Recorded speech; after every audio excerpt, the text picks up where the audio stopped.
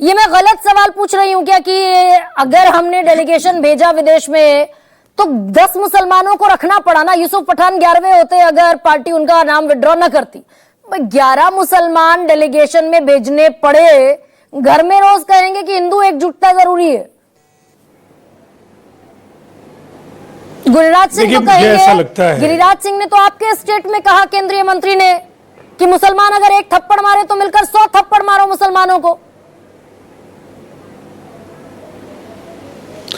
देखिए, मुझे ऐसा लगता है जब देश का सवाल हो तो फिर हिंदू, मुसलमान, सिख, ईसाई, बौद्ध, जैन, पारसी, ये इन मसलों से आगे आकर के हिंदुस्तान हमारा है और हिंदुस्तान की जुबान हमारे सभी सांसद दुनिया के अनेक मुल्कों में बोल रहे थे और उसका जो परिणाम है वो भी आपके सामने है। कोलंबिया ने अपना जो पाकिस्तान को समर्थन जारी किया उसको वापस लिया और दुनिया के अनेक मुल्कों में भारत की डिप्लोमेसी का जो जादू था वो सर चढ़कर बोल रहा था। अब देखिए, एक बात बिल्कुल साफ है, आज ऐसे मसलों पर जब पूरी दुनिया आज भारत के साथ खड़ी दिखती है, वैसे में इन सवालों का कोई औचित्य नहीं है। जो लोग गए हैं उनकी काबिलियत क्या है ये बेहद अहम है। सर एक सेकंड राजीव जी, ऐसा तो नहीं हो रहा है ना? ऐसा तो नहीं हो रहा विदेश में कि सलमान खुर्शीद पार्टी पॉलिटिक्स को आगे बढ़ा रहे हो, देश को पीछे रख दिया हो। असदुद्दीन ओवैसी ने एकजुटता का परिचय ना देते हुए अपने घरेलू पॉलिटिक्स को वो साथ थैले में बांध कर ले गए हो। ऐसा तो नहीं हो रहा ना? नहीं, मुझे लगता है जब हम हिंदुस्तान के बाहर होते हैं तो असदुद्दीन ओवैसी ने जो किया, जो सलमान खुर्शीद ने किया, सबको वही करना चाहिए था और सबने बखूबी अपनी जिम्मेदारियों का निर्वहन किया है। देखिए, जहां तक मुसलमानों का सवाल है, दुनिया की दूसरी बड़ी इस्लामिक आबादी हिंदुस्तान में है इंडोनेशिया के बाद, और ये दुनिया को बताना था कि केवल पाकिस्तान को इस्लामिक राष्ट्र होने का भी आप लाभ नहीं दे सकते हैं। एक एटॉमिक नेशन होने के नाम पर जो हिंदुस्तान के बराबरी में उसे दिखाए जाने की कोशिश थी, वहां ये बताना भी बेहद जरूरी था कि अगर ये न्यूक्लियर ताकत है तो ये पूरी दुनिया के लिए खतरा है। जो प्रावधान है वो आसान नहीं है जिनसे किसी को राजीव जी, अब मैं तो न्यूक्लियर आपसे ताकत होने से रोक पाए। राजीव जी, मैं तो अमूमन आपसे सारे सवाल पूछ लेती हूँ। ये हिंदू मुसलमान अगर एटॉमिक खतरा है पूरी दुनिया के सामने हिंदुस्तान के लिए, ये हिंदू मुसलमान भी खतरा है क्या, जिस पर पॉलिटिक्स टिकी है भारत की, मुझे ऐसा लगता पार्टी की? देखिए, भारतीय जनता पार्टी या राष्ट्रीय जनतांत्रिक गठबंधन के जो भी दल हैं, आप अगर देखें तो इन सभी पार्टियों ने माइनॉरिटी सेल क्यों बनाया है?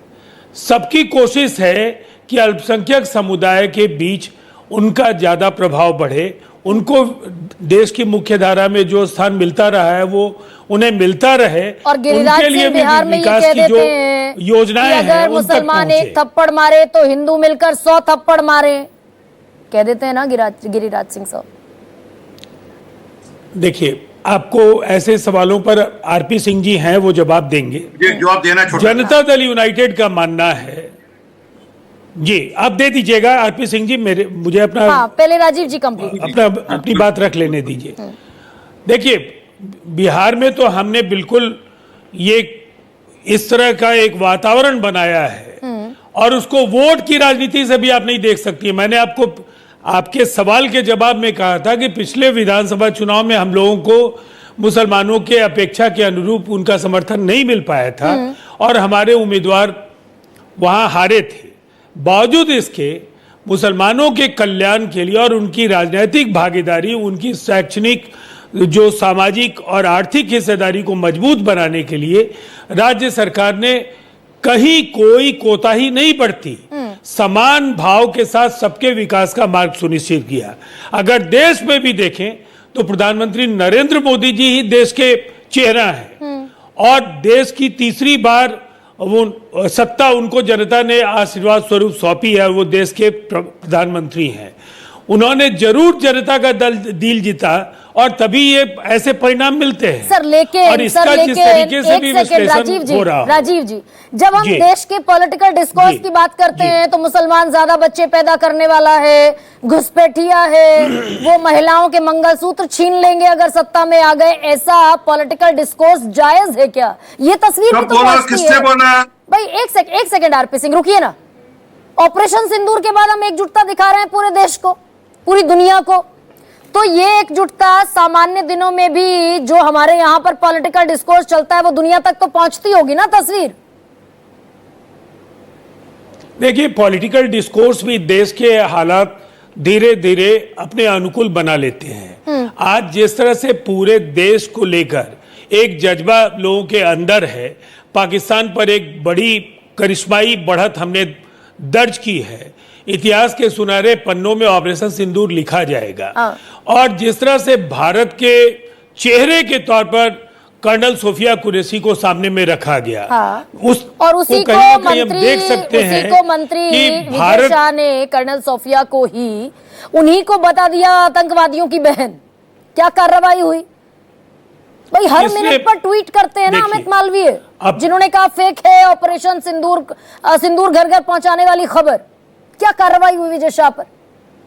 देखिए, हमारी पार्टी ने पहले ही दिन इस बयान को लेकर बिल्कुल साफ साफ कहा था, ऐसे लोगों को सार्वजनिक जीवन में नहीं होना चाहिए। वो हैं लेकिन बने हुए राजीव जी अभी तक, और इसी पर मैं सवाल पूछ रही हूँ। नहीं, अब तो सब जुडिस है सर, वो तो बात की कहानी है, सब जुडिस एसआईटी बना है, और एसआईटी के बाद ना मुझसे बेहतर जानते हैं आप सब जुडिस तो मामला बाद में गया। 11 तारीख को बयान दिया, 12 को संगठन तक मामला पहुंचा, 13 बीता, 14 को हाईकोर्ट की जबलपुर बेंच को सुमोटो एक्शन लेना पड़ा, एफआईआर तक नहीं हुई, सब जुडिस तो बाद में गया मामला।